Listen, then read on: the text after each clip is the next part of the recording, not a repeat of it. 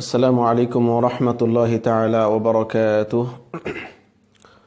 সম্মানিত দর্শক ও শ্রোতা, বিশ্বের যে যেখান থেকে এই মুহূর্তে আমাদের সাথে আছেন সবাইকে মোবারকবাদ জানাচ্ছি। আমাদের আজকের দ্বিতীয় পর্ব সূরাতুল কাফিরুনে আরবি ভাষায় ব্যবহৃত গ্রামাটিক্যাল যে গুরুত্বপূর্ণ নিয়মগুলো এসেছে সেই নিয়মগুলো থেকে আমরা কিছু নিয়মকে শেয়ার করব। বিশেষ করে আমরা যে নিয়মগুলো পড়েছি, চর্চা করেছি ইতিপূর্বে, সেগুলো আমরা হাইলাইট করব ইনশাআল্লাহ। এবং বিশেষ যে শব্দগুলো এই সূরার মধ্যে ব্যবহৃত হয়েছে সেই শব্দগুলোকে আমরা ভালো করে একটু দেখার চেষ্টা করব, এই শব্দগুলোর সাথে পরিচিত হব ইনশাআল্লাহ। আল্লাহ রাব্বুল আলামিন তৌফিক দেওয়ার মালিক। যে সমস্ত বন্ধুরা আমাদের সাথে রয়েছেন সবাইকে অনুরোধ করব, লাইভে আরও যদি অন্য বন্ধুরাও আমাদের সাথে অংশগ্রহণ করেন, তাদেরকে অংশগ্রহণ করানোর ক্ষেত্রে আমরা যেন প্রত্যেকেই চেষ্টা করি আপনার পাশে যে শেয়ার বাটনটি আছে সেখানে যদি আপনি ক্লিক করেন খুব সহজেই শেয়ার হয়ে যাবে, অন্য বন্ধুরাও আমাদের সাথে অংশগ্রহণ করতে পারলেন। এই ভিডিও দেখে যদি কোনো বন্ধু যদি কোরআনে কারিমের সামান্য একটা বিষয় যদি শিখতে পারেন আমাদের সাথে যোগ দিয়ে, তাহলে আশা করি আমরা সবাই সাদাকা জারিয়ার ভাগীদার হয়ে যাব ইনশাআল্লাহ। আল্লাহ রাব্বুল আলামিন আমাদেরকে তৌফিক দিন। তাহলে চলুন, আমি আপনাদের জন্য লিখে রেখেছি যে সূরাতুল কাফিরুনে যে 8টি শব্দ ব্যবহৃত হয়েছে সবগুলো শব্দ ইবাদাত মূল ধাতু বা আইন বা দাল, আইন বা দাল মূল ধাতু বা মূল শব্দ। একটা জিনিস খেয়াল রাখবেন, আমরা সবাই খেয়াল রাখবো, আরবি ভাষায় সাধারণত অধিকাংশ শব্দের মূলাক্ষর হয়ে থাকে 3টি। অধিকাংশ শব্দের মূলাক্ষর হয়ে থাকে 3টি। এখানে যে শব্দগুলো আমরা দেখছি শব্দগুলো একবার একটু পড়ি। যে সূরা কাফিরুনের মধ্যে যে 8টি শব্দ একই জাতীয় শব্দ এসেছে, এই শব্দগুলো যেমন প্রথম শব্দ এসেছে যে লা আ'বুদু, লা আ'বুদু। এই যে আ'বুদু শব্দটি সূরা কাফিরুনের মধ্যে কয়বার এসেছে? আমি মার্ক করেছি যে 3বার এসেছে আ'বুদু শব্দটি। এবং এই সবগুলো শব্দ আমরা বলবো যে সবগুলো শব্দই কিন্তু মূল অক্ষর হলো 3টি, আইন বা দাল। আইন বা দাল দিয়ে কি হয়? আবদুন।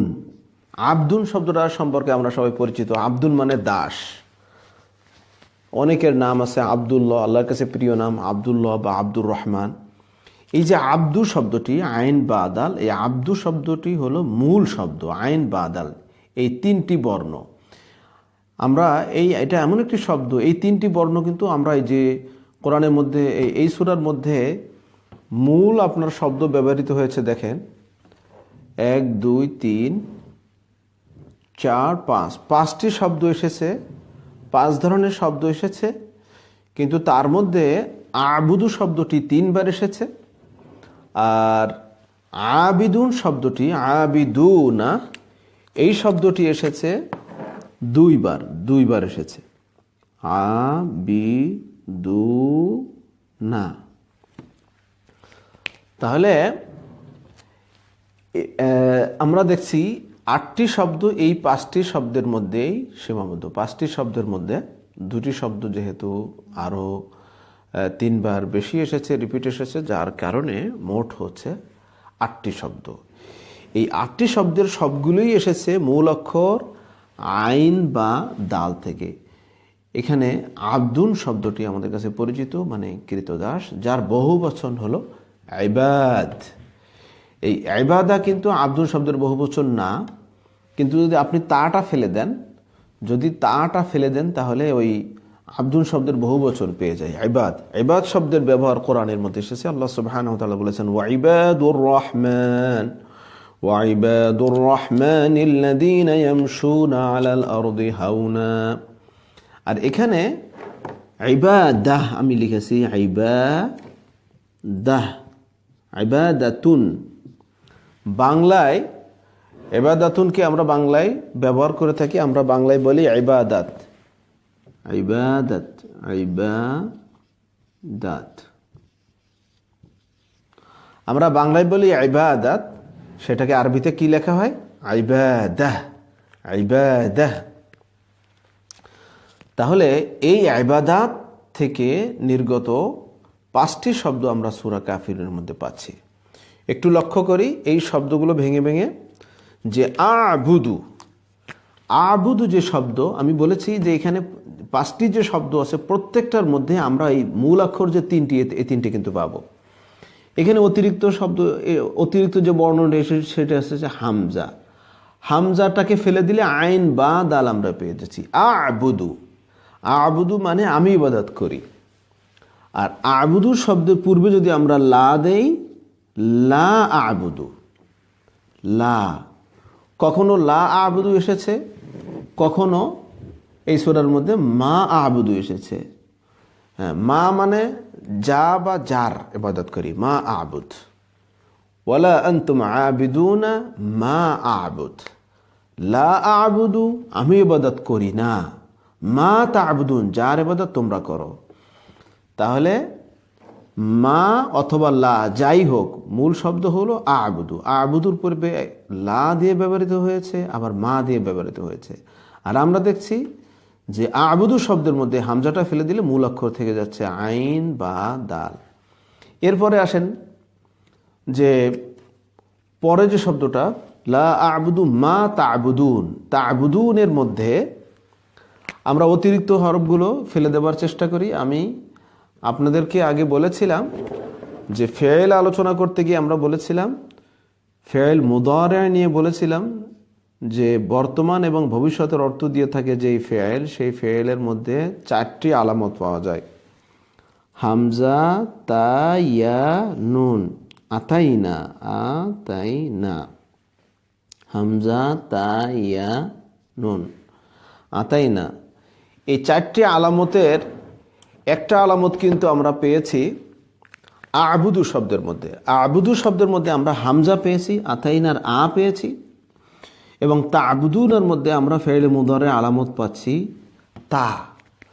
তাহলে এই তা আলামতটি যদি আমরা ফেলে দেই, তা আলামতটি ফেলে দেব, এবং শেষে যে নুনটা এসেছে এই নুনটা ওয়াও আর নুন, এটা কিন্তু বহু বচনের নুন। ওয়াও আর নুন, এই ওয়াও নুন বিভিন্ন এসএম এর বহু মানে জামা মুযাক্কার সালেম বলা হয় যে এসএমগুলো, সেই এসএমগুলো শেষে বহু বচনের জন্য ওয়াও নুন ব্যবহৃত হয়। মুসলিমুনা, মুমিনুনা। কোরআনের এক আয়াতে আপনি 10টার মতো উদাহরণ পাবেন সূরা তাওবার মধ্যে, 11 নম্বর পারা 4 নম্বর পৃষ্ঠা। আত-তাইবুনাল আবিদুনাল হামিদুনাস সাইহুন, সেখানে ওয়াও নুন এসেছে বারবার। তো ফেলের মধ্যেও এই ওয়াও নুনটা আসে। ওয়াও নুন এটা বহু বচনের জন্য। তাহলে আমরা যদি এই ওয়াও নুন বহু বচনের জন্য এই ওয়াও নুনটাকে ফেলে দেই, আর এই তা আলামতে মুদারে বা ফেলে মুদারে চেনার জন্য আলামত, এটাকে ফেলে দিই, তাহলে আমরা মূল অক্ষর পেয়ে যাচ্ছি। মূল অক্ষর পেয়ে যাচ্ছি আমরা 3টি, আইন বা দাল, আইন বা দাল। এরপরে আসেন যে এই ফর্মটি এসেছে আবিদুন। আবিদুনের মধ্যে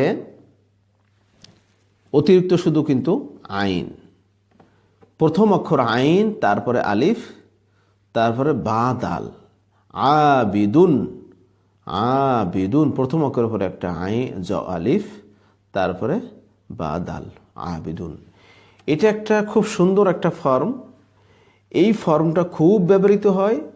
আজকে যদি আপনাদেরকে আমি এই সহজ এই ফর্মটা আপনাদেরকে শেখায় দেই এবং আপনাদেরকে কাজ দেই যে আপনারাও একটু শব্দ খেলা করবেন, কোরআনে কারিমের এই শব্দ নিয়ে একটু খেলা করবেন, তার মানে একটু মজা করবেন। এটা একটা খুব মজার একটা খেলা দিচ্ছি আপনাদেরকে, যে আরও বিভিন্ন শব্দ দিব, আপনারা তখন তৈরি করবেন। ফর্মটা সবাই লক্ষ্য করেন যে আমাদের কাছে 3টা বর্ণ আইন বা দাল। তাহলে এই যে 3টা বর্ণ, 3টা বর্ণের মধ্যে নিয়মটা হলো প্রথম বর্ণের পরে একটা আলিফ দিব, প্রথম বর্ণের পরে একটা আলিফ দিলাম আমরা, আলিফটা মিলিয়ে দেই, আ বি দুন। তাহলে কি দাঁড়াচ্ছে? মূল অক্ষর তিনটি, আইন বা দাল, আইন বা দাল।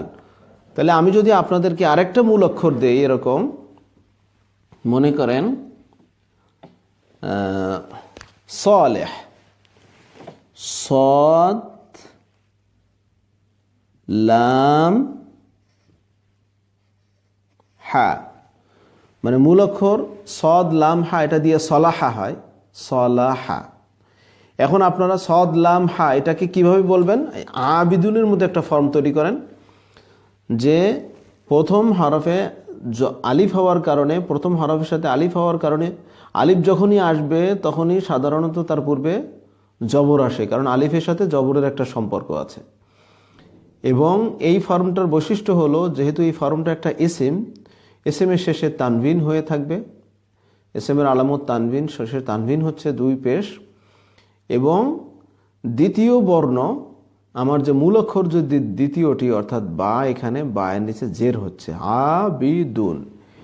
এই নিয়ম অনুযায়ী আপনারা এখন বলেন এই শব্দটা সদ লাম হা কেমন হবে? আমি একবার অবশ্য বলছি, উচ্চারণটা কেমন হবে কেউ লিখে দেখান তো।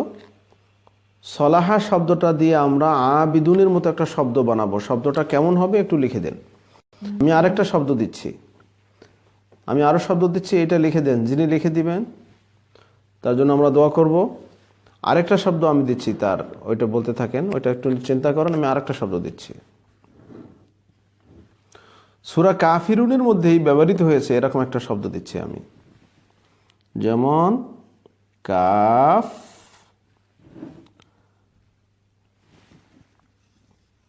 ফা র, কাফ ফা র।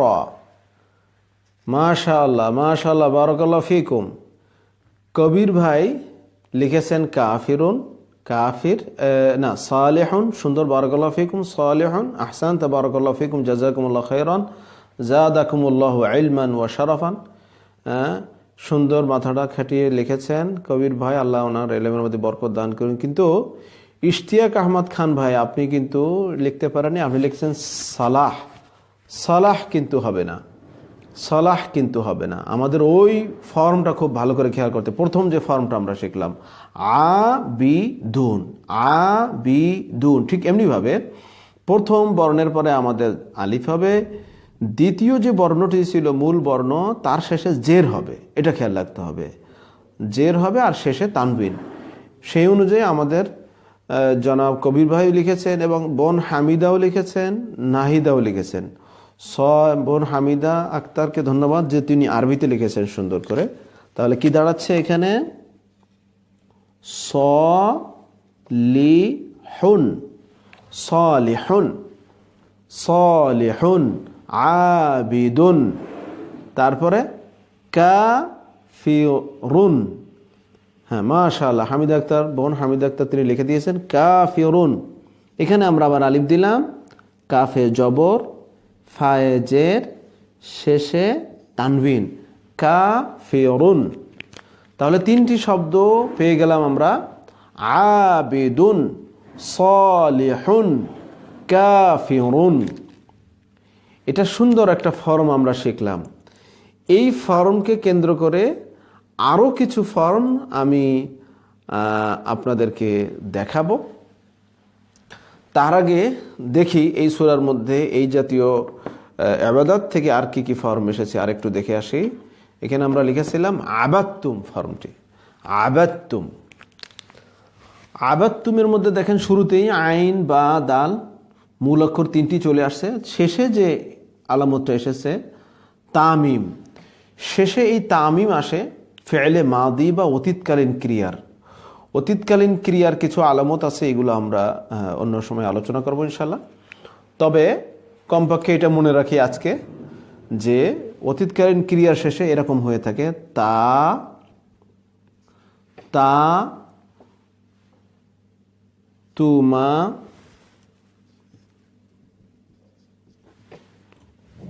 তুম।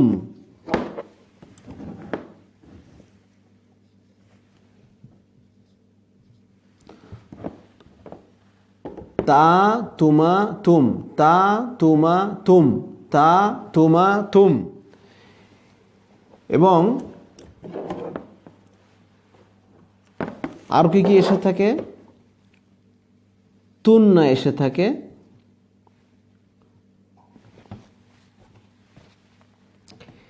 এরপর এসে থাকে তি,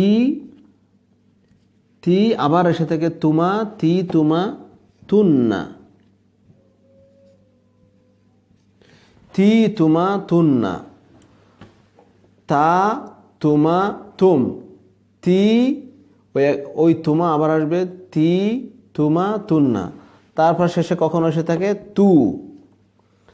তাহলে এই যে আলামতগুলো ফেয়েলের শেষে, এই আলামতগুলো এসে থাকে কখনো তা, কখনো তি, কখনো তু, তা তি তু, আবার তুমা তুম তুন্না।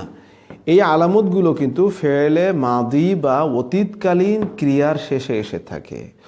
অতীতকালীন ক্রিয়ার শেষে যে আলামতগুলো এসে থাকে, অনেকগুলো আলামত আছে। আজকে আমরা এখানে কয়টা আলামত শিখলাম, এই আলামতগুলো যেন আমরা মনে রাখি।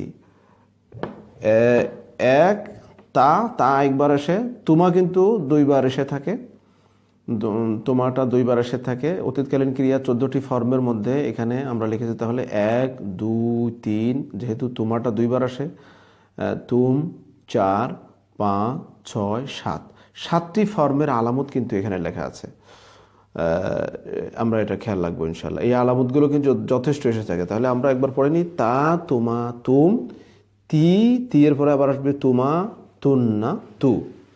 যাক, তাহলে তুম, এই তুম দেখে আমরা বলবো যে এটা একটা ফেয়েল, এবং ফেয়েলটা কোন ফেয়েল? অতীতকালীন ক্রিয়া। অতীতকালীন ক্রিয়া। আবাদ তুম, তোমরা ইবাদত করলে বা তোমরা ইবাদত করেছো, অতীতকালীন অর্থটি করতে হবে। তারপরে আসেন আবিদুনা, যে শব্দটি আবিদুনা, একটু আগে যে ফর্মটা আমরা শিখলাম, যেই ফর্মের মধ্যে আমরা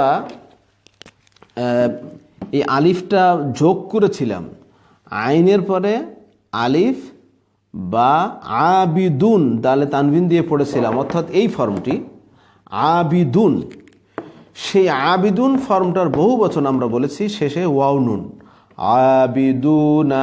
আবিদুন এক বচনে যদি এখানে তানভিন দেওয়া হয়, যদি তানভিন দেওয়া হয় তাহলে এক বচন, আর যদি তানভিন না দেওয়া হয়, শেষে ওয়াও নুন দেওয়া হয়, আবিদুনা, এটা হলো বহু বচন, আবিদুনা। তাহলে এই ছিল সূরাতুল কাফিরুনের মধ্যে ব্যবহৃত যে শব্দটা খুব বেশি এসেছে, সেই শব্দটাকে আমরা ভেঙে ভেঙে পড়লাম। লা আ'বুদু মা তা'বুদুন ওয়ালা আনতুম আবিদুনা মা আ'বুদ ওয়ালা আনা আবিদুম মা আবাদতুম ولا أنتم عابدون ما أعبد لكم دينكم ولي دين। এবার আমি বলেছিলাম যে আপনাদেরকে আরো কিছু একজাতীয় শব্দ দেখাই, যেই শব্দগুলো দিয়ে আপনারা মূল অক্ষর বলার চেষ্টা করবেন। এই শব্দগুলো কোরআনে কারিমের একটি আয়াতকে কেন্দ্র করে আমি দেখাচ্ছি। যে আয়াতটা আমি বলেছি সূরাতু তাওবার একটি আয়াত, সূরাতু তাওবা 11 নম্বর পারা 4 নম্বর পৃষ্ঠার যে আয়াত, সেই আয়াতটি আপনাদেরকে দেখাবো। সূরা তাওবার আয়াত যেহেতু বিসমিল্লাহ বলা যাবে না। التائبون العابدون الحامدون السائحون الراكعون الساجدون الآمرون بالمعروف والناهون عن المنكر والحافظون لحدود الله وبشر المؤمنين التائبون العابدون الحامدون।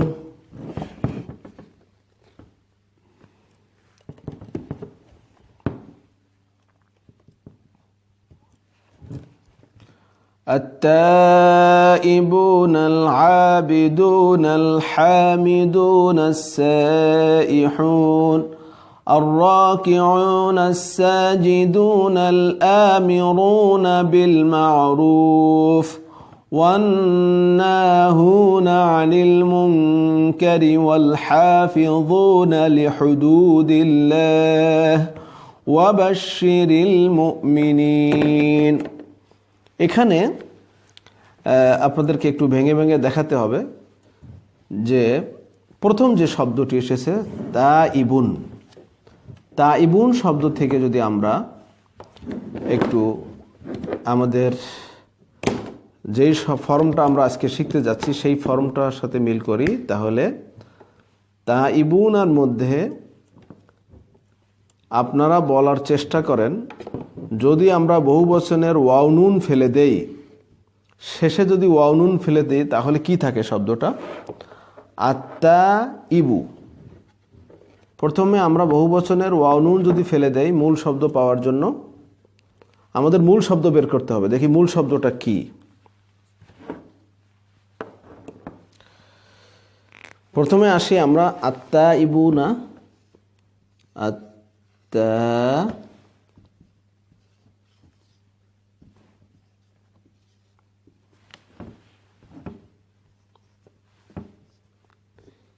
ইবুনা। এখানে প্রথমে আমরা বহুবচনের ওয়াউনুন ফেলে দিলাম, তাহলে কি থাকে? আত্তাইবু, আত্তাইবু,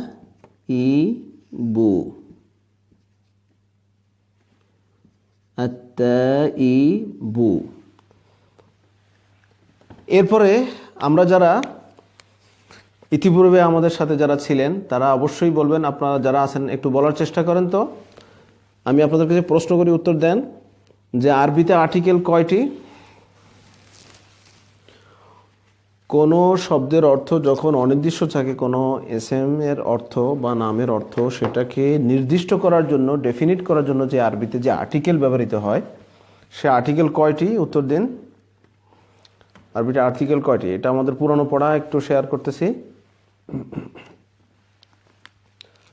কোনো উত্তর আসছে না। আর্টিকেল কয়টি?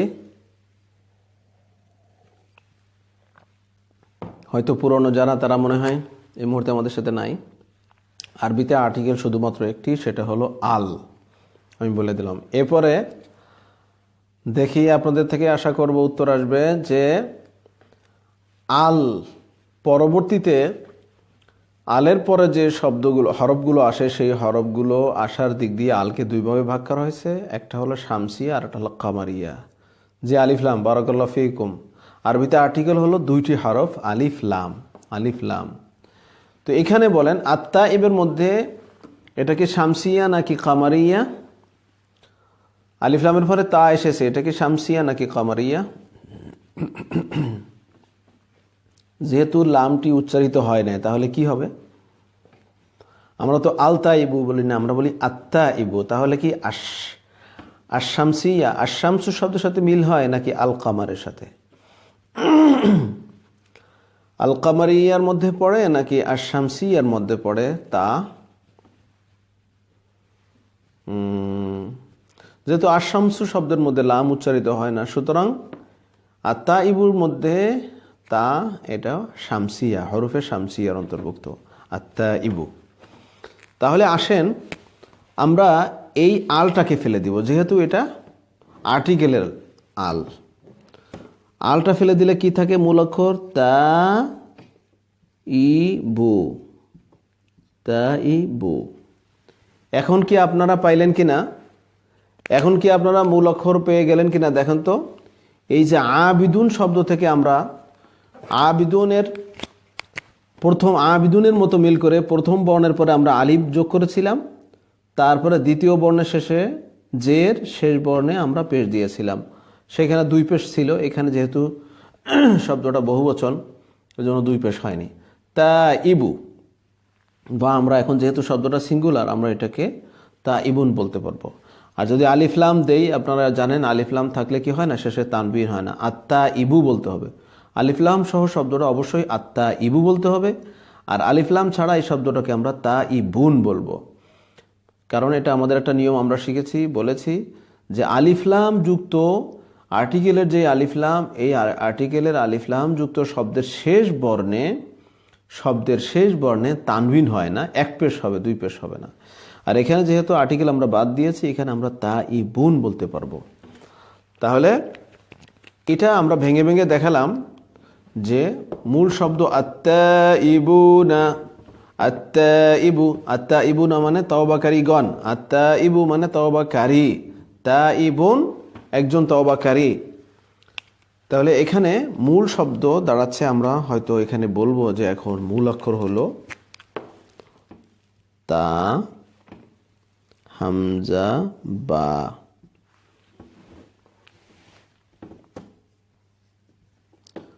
তা, হামজা, বা, তা আবা বা তা ইবা, হ্যাঁ এরকম বলতে চাইবো। কিন্তু আসলে শব্দটা এখানে একটা সন্ধি বিচ্ছেদ হয়েছে। এই হামজাটা, এখানে যে হামজাটা হয়েছে, এই হামজাটা একটা পরিবর্তিত হামজা। মূলত শব্দটা হলো তা উইবুন ছিল, তা উইবুন ছিল, উই মানে মূল অক্ষরে ওয়াও আছে, মানে জিনিসটা হলো মূল অক্ষর হলো তিনটি, তা, ওয়াও, বা। তাওবুন, তা, ওয়াও, বা। তাওব মানে তওবা করে, আমরা বলি না তাওবা, শব্দটা তাওবুন এখান থেকে এসেছে, তাওবা মানে তাওবুন অথবা তাওবাতুন, তাওবাতুন, তাওবাতুন, তাওবা। যাই হোক, এভাবে আমরা বিশ্লেষণ করলে প্রত্যেকটা শব্দকে আমরা বিশ্লেষণ করতে পারবো। এবার আমরা আয়াতে যাচ্ছি। আমি লিখবো কম, আপনারা একটু শেয়ার করার চেষ্টা করেন, নিয়মটা একটু ধরার চেষ্টা করেন, তাহলেই আমি মনে করব যে আজকের ক্লাস আমাদের জন্য সার্থক। এবার চলুন দ্বিতীয় শব্দটা আমরা একটু দেখি, আবিদুনা, আল আবিদুনা। এটা তো আমরা বলেই আসছি, সূরা কাফিরুনের মধ্যে আবিদুনা এসেছে আর এখানে আল আবিদুনা। এটা দুইটার মধ্যে পার্থক্য কি?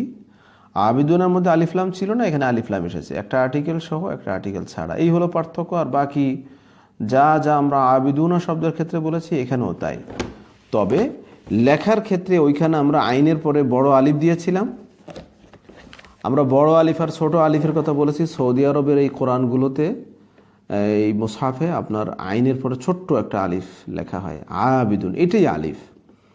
এই ছোট্ট আলিফই বড় আলিফের মর্যাদা পাবে। পড়ার ক্ষেত্রে যেমন আবিদুন আমরা টান দিয়ে বলবো, গ্রামাটিক্যাল ভাবেও আবিদুন আমরা যে আইনের পরে আলিফ দিচ্ছি ওইটা সেই আলিফ, আবিদুন।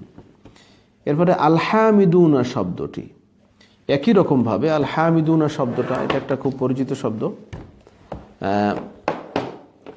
আপনারা কি একটু বলতে পারবেন মাথা খাটিয়ে যে আলহামিদুনা শব্দের মূল অক্ষর কি? আমি শব্দটা লিখছি, আপনারা একটু মাথা খাটায় বলার চেষ্টা করেন।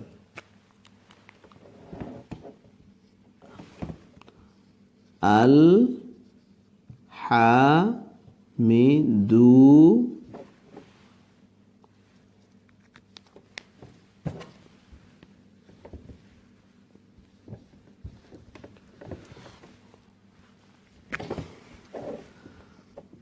আল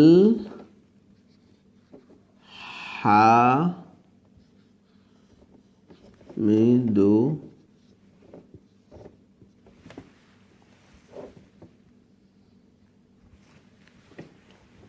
এভাবে লেখা হবে,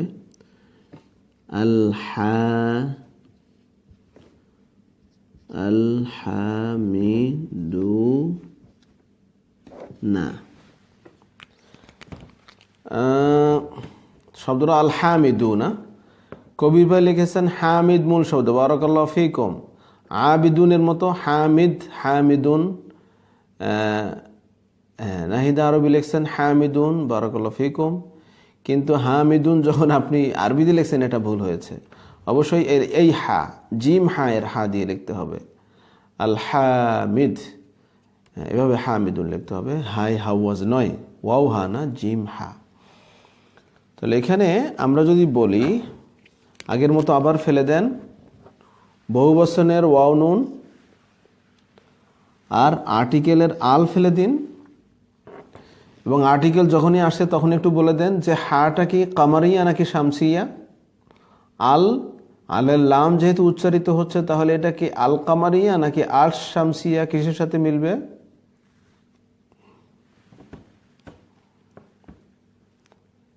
আল কামারিয়া নাকি আল শামসিয়া, আশ শামসিয়া। হা হরফটি অবশ্যই হরফে কামারিয়ার অন্তর্ভুক্ত, অর্থাৎ আল কামারিয়া। তারপরে এই হায়ের পরে আমাদের আলিফ, আলামতের আলিফ, তাহলে কি দাঁড়াচ্ছে? হামিদুনা। মূল শব্দ কি? এখন যদি বলা হয় মূল যে শব্দ, 3 অক্ষরের যে শব্দটি, 3 বর্ণের যে শব্দটি, সেই হরফ শব্দটা কি? একটু লিখে দেখেন আপনারা তো হামিদ লিখেছেন। এবার আমরা চাচ্ছি যে 3 বর্ণের যে শব্দটা, সেই 3 বর্ণ কি কি? হামিদুনার মধ্যে যদি আলিফটাকে আমরা ফেলে দিই তাহলে কি থাকে? আল ফেলে দিচ্ছি আর্টিকেল, ওয়াউনুন ফেলে দিচ্ছি বহু বচনের ওয়াউনুন, তাহলে থাকতেছে হামিদ। হামিদের মধ্যে আলিফটা যদি আমরা ফেলে দেই, যে এটা শব্দটাকে নাউন বানানোর জন্য আনা হয়েছে, তাহলে মূল শব্দটা কি থাকে? হা মিম দাল। হা মিম দাল। বারাকাল্লাহু ফিকুম, জাযাকুমুল্লাহু খাইরান। কি দাঁড়াচ্ছে শব্দটা? হা মিম দাল। এখন হা মিম দাল দিয়ে কোনো শব্দ আপনারা লিখতে পারেন বা বলতে পারেন? দেখেন, এই শব্দটা আমাদের বাংলা ভাষায় ব্যবহৃত হয়। হামদ, আমরা বাংলায় বলি হামদ, আল্লাহর প্রশংসা সূচক কথাকে বলি হামদ। হামদুন, আরবিতে হামদুন শব্দটা আসে, হামদুন। আবার এই শব্দ শুরুতে যদি আমরা আর্টিকেল দেই, আল হামদু, আল হামদু। সূরা ফাতিহা শুরুতে আবার চলে গেলাম আমরা, আলহামদুলিল্লাহি রাব্বিল আলামিন। তাহলে এটা হলো কোরআনে কারিমের শব্দ খেলা। আমরা যদি একটা শব্দ থেকে আরেকটা শব্দে রূপান্তরিত হওয়ার নিয়মগুলো আমরা জানতে পারি, তাহলে আমরা পড়ে মজা পাবো, কোরআনে কারিম তেলাওয়াত করে আমরা মজা পাবো। হ্যাঁ, যে একটা শব্দ থেকে আরেকটা শব্দ কিভাবে তৈরি হয়।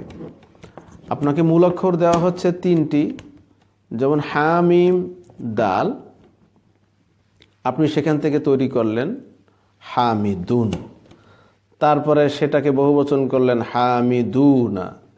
আবার সেই শব্দকে যদি আর্টিকেল সহ আপনি বলেন তাহলে দাঁড়াচ্ছে আল হামিদুনা। হ্যাঁ, এই যে রূপান্তরগুলো, এগুলো একটা বেসিক নিয়ম, যেগুলো যদি আমরা জানতে পারি তাহলে কোরআনে কারিম তেলাওয়াতের ক্ষেত্রে আমাদের রাস্তা আরও সহজ হয়ে যাবে, কোরআনের ভাষাটাকে বোঝা আরও সহজ হয়ে যাবে। আচ্ছা, আমি সবিস্তারে আর লিখে দেখাবো না, এবারে আপনাদের সামনে আমি কোরআনে কারিমের সূরাতুত তাওবার এই আয়াতটি তেলাওয়াত করব এবং আপনাদেরকেও আমি একটা পড়া দিব। সূরা তাওবার 112 নম্বর আয়াত, মনে রাখবেন, সূরাতুত তাওবা আয়াত নম্বর 112। এই 112 নম্বর আয়াত আপনারা সবাই পড়বেন এবং এখান থেকে মূল অক্ষর বের করা শিখবেন, যে 3 বর্ণের যে মূল অক্ষর এটা বলা শিখবেন। আজকে দেখেন তো কে কে পারেন খুব দ্রুত। এরপরের যে শব্দটা আসছে আসসাইহুনা, আলিফ লামের পরে সিন এসেছে, আসসাইহুনা, শেষের ওয়াও নুন যদি আমরা ফেলে দেই কি থাকতেছে? আসসাইহু। এখন আপনারা দেখেন তো মূল অক্ষর বলতে পারেন কিনা। আল ফেলে দিলাম, প্রথম থেকে আর্টিকেলের আল ফেলে দিব, শেষে ওয়াও নুন ফেলে দিব, কি থাকে? সাইহু। তাহলে আপনাদের হিসাবে মূল অক্ষর কি হয়? সাইহুনের মধ্যে যদি আমরা আলিফটা ফেলে দেই, আলিফটা দিয়ে যেহেতু আমরা যে কর্তা জাতীয় নাউন বলে, এটাকে ইসমে ফাইল বলে, ইসম ফাইল, যে কিছু করে, যেমন তাইবুন মানে তাওবাকারী, আবিদুন মানে ইবাদতকারী, হামিদুন মানে প্রশংসাকারী। সাইহুন এর একটা অর্থ হলো যে রোজা রাখে, রোজাদার, অথবা এর আরেকটা অর্থ আছে ভ্রমণকারী। না, আপনার সিনটা থেকে অবশ্যই রাখতে হবে। আপনারা দুজনেই ভুল লিখেছেন, কবির ভাই না, কবির ভাই ইহুন, শুধু ইহুন হবে না, আপনার সিনটাতে ফেলে দিতে পারবেন না। সা ইহুন, সা আমাদের মূল অক্ষরের একটি হলো সিন, আর সিনের পর যে আলিফটা আসতেছে সেটা হলো আমাদের অতিরিক্ত। সা ইহু, জি সা ইহু, কিন্তু আলিফটা ফেলে দিলে কি দাঁড়াচ্ছে? সিন হামজা হা, সিন হামজা হা। আপনাদের হরকত দেওয়ার দরকার, আপনার কমপক্ষে এভাবে হরফগুলো লিখবেন, সিন হামজা হা সা ইহু। এখানে একটু সন্ধি হয়েছে, এখানেও মূল অক্ষর সা ইহু, সেখানেও ইয়া ছিল, সিন ইয়া হা। যাক, এটা অন্য বিষয়, অন্যদিন আলোচনা করব। খুব সহজ আরেকটা শব্দ আসছে দেখেন, রুকু করা, রকা, র কাফ আয়া, সেখান থেকে এসেছে আর রাকিউনা, আল রাকিউনা, কিন্তু আলিফ লামের লামটি উচ্চারিত হচ্ছে না, আর রাকিউনা। শেষে যদি আমরা ওয়াও নুন ফেলে দিই থাকে আর রাকিউ, আল ফেলে দিতে থাকতেছে রাকিউন, মানে রুকুকারী। আপনারা বলবেন শুধু যে রুকুকারী এই শব্দের মধ্যে মূল অক্ষর কি কি, যদি একটু খেয়াল করতে পারেন। রাকিউ, রাকিউ শব্দের মধ্যে মূল অক্ষর কি কি? রাকিউ, রাকিউন অথবা রাকিউ, এখানে মূল অক্ষর কি কি? র কাফ আইন। কারণ র যে আমি টান দিতেছি, এই যে আলিফটা, এই আলিফটা আমাদের অতিরিক্ত, তাহলে কি দাঁড়াচ্ছে? র কাফ আইন। মাশা না, ওয়াও বললে হবে না, র কাফ আইন। একটু খেয়াল করতে হবে, র কি আউন, শেষে কিন্তু ওয়াও না, র কি আউন আইন, র কি আউন। এরপরে শব্দ আসেন আসাজিদুনা, শেষে ওয়াও নুন ফেলে দিলে থাকে আসাজিদু। আলিফ লাম যদি আমরা ফেলে দেই সাজিদু, সাজিদু, সিনের সাথে আলিফ আছে, সেই আলিফটা যদি আমরা ফেলে দেই কি থাকে? সাজিদু। শব্দের মধ্যে যদি আমরা আলিফটা ফেলে দেই সাজিদু, সিনের পরের আলিফটা যদি ফেলে দেই তাহলে কি থাকে? হরফগুলো লেখেন, সাজিদু, সাজিদু মানে সেজদাকারী, সেজদাকারী, সিজদাকারী, সাজিদু। সিন জিম দাল, সিন জিম দাল, খানা জিম, সাজাদা মানে সিজদা করা, সিজদাকারী, আসাজিদুনা সিজদাকারী আল্লাহর বান্দাগণ। যাক, এইভাবে খুব সহজ। আশা করি এরকম যখন কোরআনের মধ্যে অসংখ্য শব্দ আপনারা পাবেন, সেই শব্দগুলো যখন আপনারা নিজেরাও একটু প্র্যাকটিস করবেন, তখন এক জাতীয় শব্দ অনেক প্র্যাকটিস করলে, উদাহরণ শিখলে কিন্তু তখন সহজ হয়ে যায়। আমরা সেই জিনিসটাই বুঝাইতে চাইলাম। কাফিরুন শব্দটা আপনারা বলেছেন সূরা কাফিরুন, এর মধ্যে ওয়াও নুন ফেলে দিব, আল ফেলে দিব থাকে কাফিরু, তারপরে কাফের পরে আলিফটা অতিরিক্ত আলিফ, সেটা ফেলে দিলে থাকে কাফা র, কাফা র, তার থেকে আসছে কুফুর, কুফুর মানে কুফুরি করা, অবিশ্বাস করা।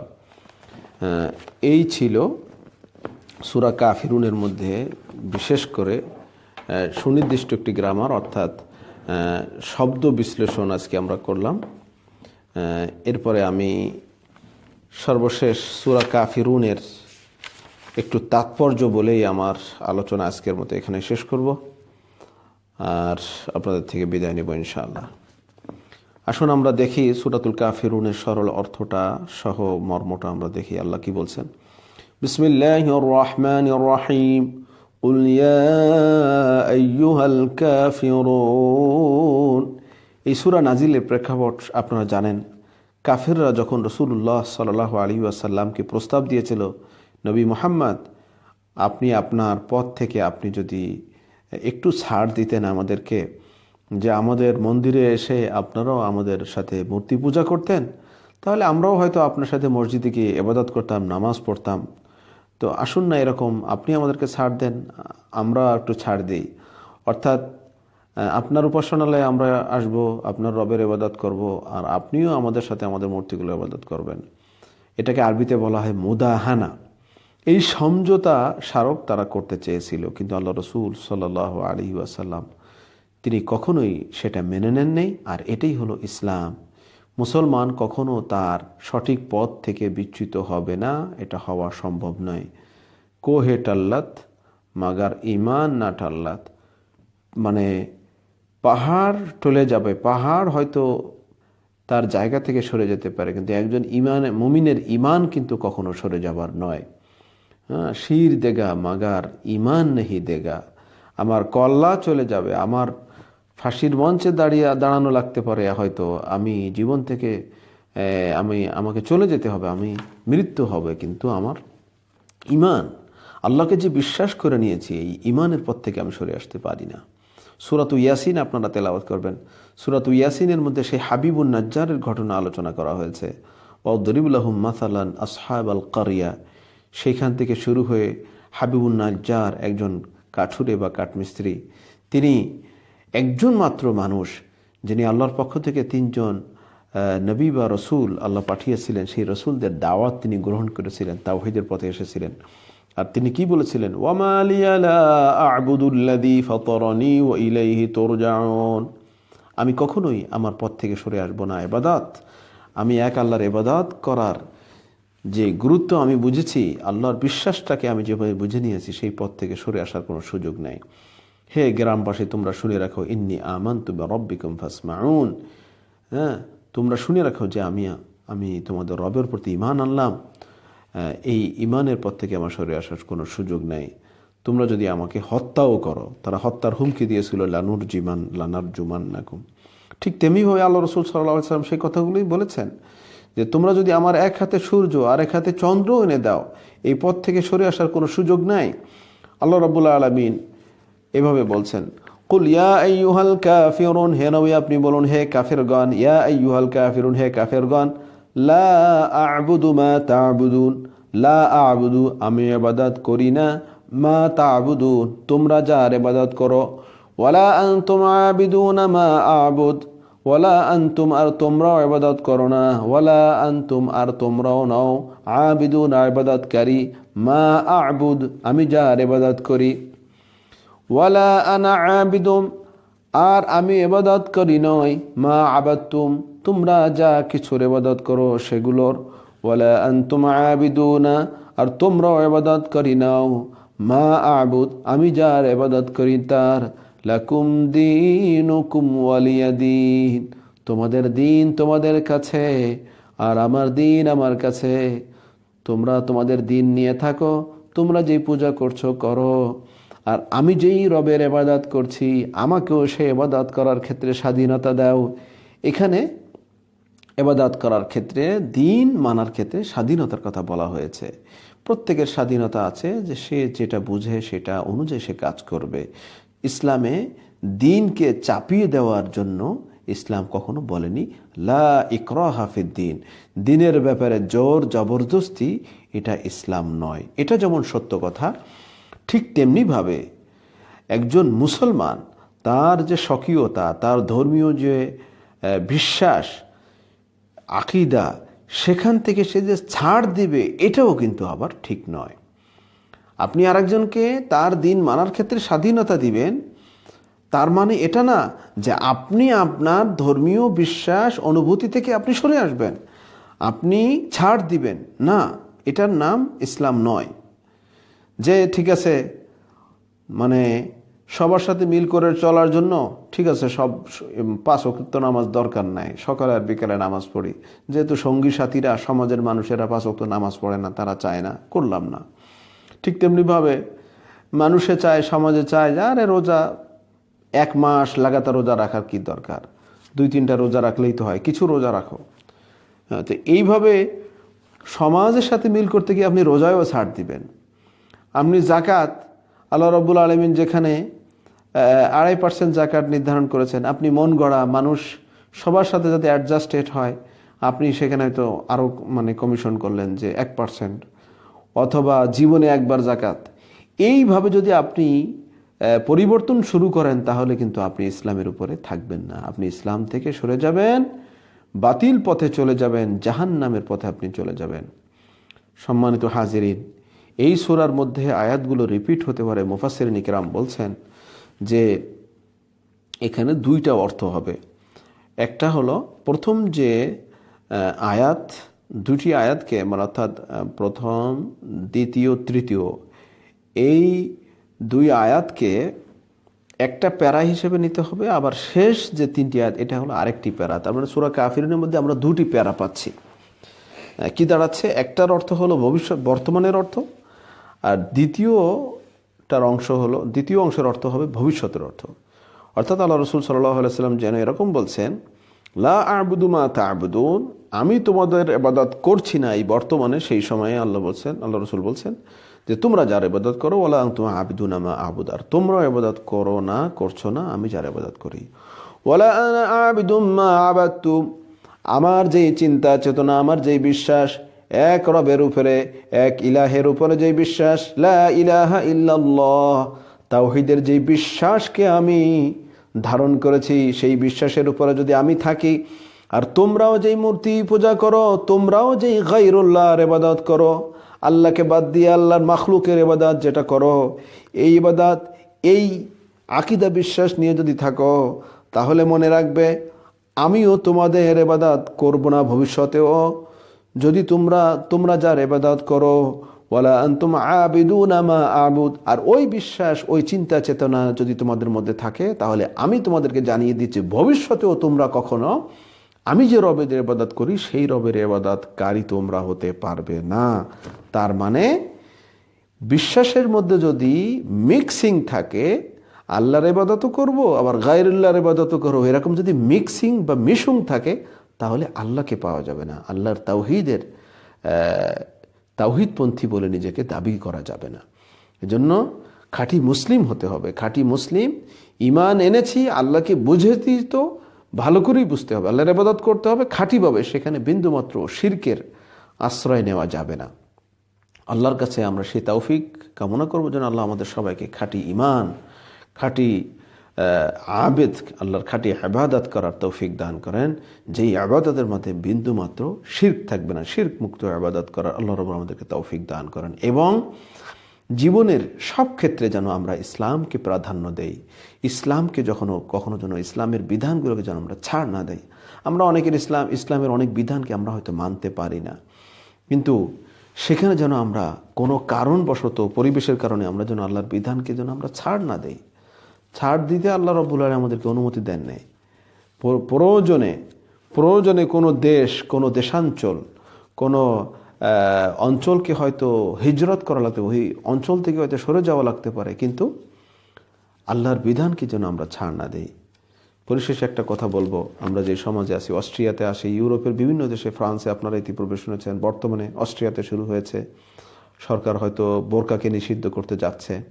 বোরকাকে নিষিদ্ধ করার চূড়ান্ত কার্যক্রম তারা চালিয়ে যাচ্ছেন। বোরকা দ্বারা বোঝাচ্ছেন মুখ সহ সমস্ত শরীরকে ঢেকে রাখা, হাত মোজা পরা এবং মুখ ঢেকে রাখা, দুই চোখটাও ভালো করে দেখা যান। অনেকে কালো চশমা পরেন, সৌদি আরবে যে বোরকাটা পরা হয়, এটা নিষিদ্ধ করা হচ্ছে সব জায়গায়। আপনার রাস্তা চলাচলে এবং অফিস আদালতে সব জায়গায় আপনার বোরকা নিষিদ্ধ করতে যাওয়া হচ্ছে। সিকিউরিটির প্রশ্নে তারা বলতে চাচ্ছেন যে এটার মাধ্যমে লোককে দেখা যায় না, একজন মহিলাকে দেখা যায় না, সে কি আসলে পুরুষ না মহিলা, তারপরে মহিলা হলে সে কোন মহিলা, তাকে যদি চেনা না যায় তাহলে এটা সিকিউরিটির ক্ষেত্রে বাধা হয়ে থাকে। সুতরাং তারা এই প্রশ্নে বোরকাকে নিষিদ্ধ করতে চাচ্ছেন। আরেকটা হলো আপনার কোর্ট কাচারি, অফিস আদালত, বিভিন্ন শিক্ষা প্রতিষ্ঠানে এবং বিভিন্ন জায়গায় অফিস আদালত যত আছে সব জায়গায় তারা হিজাবকে, মাথায় কাপড় যে মহিলারা দেন, সেই হিজাবটাকেও তারা নিষিদ্ধ করতে যাচ্ছেন, মানে মাথা ঢাকতে পারবে না। তার মানে আলটিমেটলি দেখা যাচ্ছে যে বোরকা, হিজাব টোটালটাই হয়তো আস্তে আস্তে তারা নিষিদ্ধ করবে। প্রথমে তারা বলতেছেন প্রশাসনিক ক্ষেত্রে বা অফিস আদালতে বন্ধ করবেন, আল্লাহই ভালো জানেন ভবিষ্যতে হয়তো কোথাও হয়তো পর্দা নিয়ে হয়তো চলা যাবে না। তো এই যে কার্যক্রম, এই যে ধাপগুলো তারা নিয়েছেন, এটা আমরা সারা বিশ্বের মুসলমান ভাই বোনদের কাছে আমরা দোয়া চাচ্ছি। আল্লাহ যেন এই দেশে অনেক মুসলমান আছেন, আলহামদুলিল্লাহ, অনেক তুর্কি মুসলমান আছে, আরাবিয়ান আছেন, বাংলাদেশে অনেক মুসলমান আমরা আছি। আল্লাহ যেন আমাদের উপরে রহম করেন, সাহায্য করেন। আমরা মুসলিমরা যতটুকু ডেমনস্ট্রেশন, যতটুকু প্রতিবাদ জানানো হচ্ছে, এর মাধ্যমে যেন আল্লাহ যেন একটা সুফল দান করেন। তার মানে সরকার যেন এই আইনটা না করতে পারে, বরং আমরা বলেছি যে এই নিরাপত্তা রক্ষার জন্য অনেক কৌশল অবলম্বন করা যেতে পারে। আরব বিশ্বে, মুসলিম বিশ্বে যেখানে পর্দা মানা হয় সেখানে কি নিরাপত্তা নাই? সেখানে কি নিরাপত্তা সাথে মানুষ চলে না? সেখানে অবশ্যই মহিলাদেরকে আপনার চেক করার জন্য, কন্ট্রোল করার জন্য মহিলা পুলিশ নিয়োগ করা যেতে পারে। মহিলা পুলিশ তো অবশ্যই এদেশেও আছে, যে মহিলা চেক করবেন যে তিনি পুরুষ না মহিলা, অথবা তিনি কোন মহিলা, এটাকে যাচাই বাছাই তারা করতে পারেন।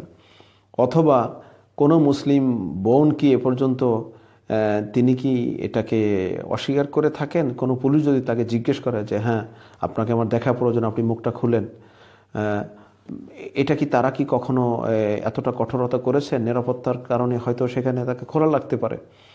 অথবা এইভাবে বিকল্প পদ্ধতি যদি তারা করেন, মহিলা পুলিশের মাধ্যমে নিয়ন্ত্রণ করেন, কন্ট্রোল করেন, তাহলে আশা করা যায় নিরাপত্তার প্রশ্নেও একটা সুন্দর সলিউশন হবে। আমরা আশা করব সরকার আল্লাহ রাব্বুল আলামিন এর এই বিধানকে মানার ক্ষেত্রে আমাদের জন্য সাহায্য করবেন। তারা ধর্মনিরপেক্ষ সরকার, তারা ধর্মনিরপেক্ষতার স্লোগান দিয়ে থাকেন। তার মানে হলো প্রত্যেক ধর্মের অনুসারীদের স্বাধীনতা আছে। আমরা সেই প্রশ্নে বলবো যে আমরা মুসলমান, আমাদের ধর্ম মানার ক্ষেত্রে আপনারা স্বাধীনতা দিবেন, ধর্ম মানার ক্ষেত্রে আমাদেরকে সাহায্য করবেন। তাহলেই আপনারা যে ধর্মনিরপেক্ষ দাবি করছেন সেটার যথাযথ প্রয়োগ হবে। আল্লাহ রাব্বুল আলামিন তাদেরকে সুমতি দান করুন, এবং আমাদের মুসলিম মা বোন যারা রয়েছে অস্ট্রিয়াতে, তাদের মধ্যে আল্লাহ রাব্বুল ঐক্য দান করুন। আল্লাহ রাব্বুল আলামিনের এই বিধান মানার ক্ষেত্রে যেন আমরা ছাড় না দেই। আল্লাহ রাব্বুল আলামিনের এই বিধান আপনি মানতে পারেন আর না পারেন, কিন্তু ছাড় দেওয়ার অধিকার আমার আপনার নাই। মুখটাকে ঢাকা বা না ঢাকা, এটা পূর্ব যুগ থেকে এটা মুসলমানদের মধ্যে একটা স্বাধীনতা। মুখটাকে ঢাকা আল্লাহ রাব্বুল আলামিন ফরজ করেননি, তবে বিজ্ঞ মুফাসসিরিন মুহাদ্দিসিনদের নিকটে বড় একটা শক্তিশালী গ্রুপ রয়েছে তাদের মধ্যে, যে তারা বলেন যে মুখটাকে ঢাকতে হবে। আবার অনেকেই বলেছেন যে না, মুখকে না ঢাকা এটাও জায়েজ, মুখ এবং হাত খোলা রাখতে পারে। তবে যে বিষয়টা হলো, এখানে দুইটা মত আছে। যেহেতু দুইটা মত আছে, তার মানে এখানে স্বাধীনতা আছে। যেই মা বোনেরা মুখটাকে ঢাকতে চান, তাকে আপনি জোর করে তার মুখ আপনি খোলাইতে পারেন না। আবার যিনি মুখ খুলে থাকাটাকে স্বাচ্ছন্দ্য বোধ করেন, তাকেও জোর করে আমরা মুখ ঢাকতে বলবো না।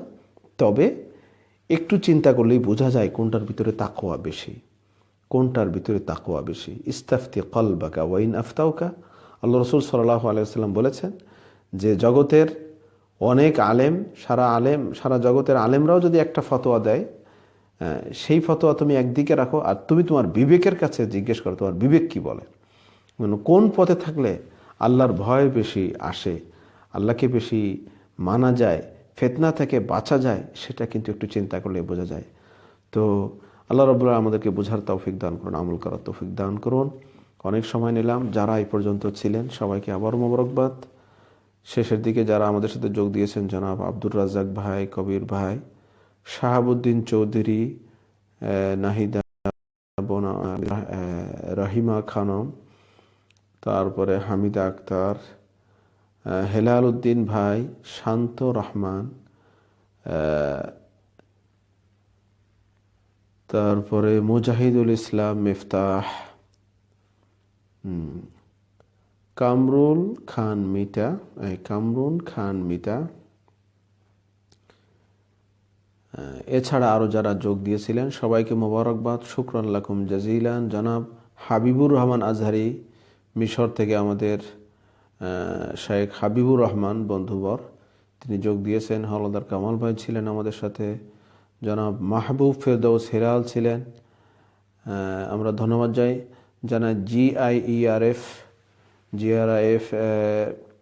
যেই কোরআনের ক্লাসের সূচনা থেকে, যাদের কারণে আমরা এই ক্লাসটা পেয়েছি বলবো, যারা আমাদেরকে উৎসাহিত করেছেন, এবং এই ক্লাসের মূল ক্লাস কিন্তু জিআইএফে আমরা করতাম, global Islamic education and research foundation. সেই ক্লাসেরই কিন্তু বর্তমান রূপ। তো আমরা জিআইআরএফ গ্রুপ আমাদের এই লাইভ, আমাদের এই অনুষ্ঠানটাকে সম্প্রচার করেছে বা তারা এটাকে শেয়ার করেছে, তাদেরকে আমরা মোবারকবাদ জানাই। IRF পরিবারের প্রতি আমরা মোবারকবাদ জানাচ্ছি। তো এই ছিল। তারপরে শরীফউদ্দিন ভাই অংশগ্রহণ করেছিলেন, আরও অনেকে যারা অংশগ্রহণ করেছেন, শেখ ইমরান অংশগ্রহণ করেছেন। জাযাকুমুল্লাহ খাইরান, বারাকাল্লাহু ফিকুম, শাকারাল্লাহু সা'য়াকুম ওয়া গাফারাল্লাহু লানা ওয়া লাকুম ওয়া আসআলুল্লাহ লি ওয়া লাকুমুল আফওয়া ওয়াল আফিয়া ফিদ দুনিয়া ওয়াল আখিরা। আল্লাহুম্মা আনসুরিল ইসলাম ওয়াল মুসলিমিন, আল্লাহুম্মা আইজ্জাল ইসলাম ওয়াল মুসলিমিন ইয়া রাব্বাল আলামিন। আজকে শুক্রবার রাত, সবার জন্য দোয়া করছি, সবার কাছে দোয়া চাচ্ছি, সারা মুসলিম বিশ্বের উপর যেন আল্লাহ রাব্বুল খাস রহমত নাজিল করেন। আমরা যেন আজকে থেকে আগামীকাল সূর্যাস্তের আগ পর্যন্ত সূরা কাহাফ পড়াটাকে ভুলে না যাই। সবাই চেষ্টা করবো সূরা কাহাফ পড়ার জন্য, এবং বেশি বেশি রাসূল করিম সাল্লাল্লাহু আলাইহি ওয়াসাল্লামের দুরূদ শরীফ পড়ব। এই কথা বলে, এবং আগামী দিন যে যেখানে পারে জুমার জামাতে প্রথম দিকে অংশগ্রহণ করব। আল্লাহ আমাদেরকে তৌফিক দান করুন, এই কামনা করে আজকের মতো এখানেই শেষ করছি। সুবহানাকা আল্লাহুম্মা ওয়া বিহামদিকা আশহাদু আল লা ইলাহা ইল্লা আনতা আস্তাগফিরুকা ওয়া আতুবু ইলাইক। ওয়াসসালামু আলাইকুম ওয়া রাহমাতুল্লাহি তাআলা ওয়া বারাকাতুহু।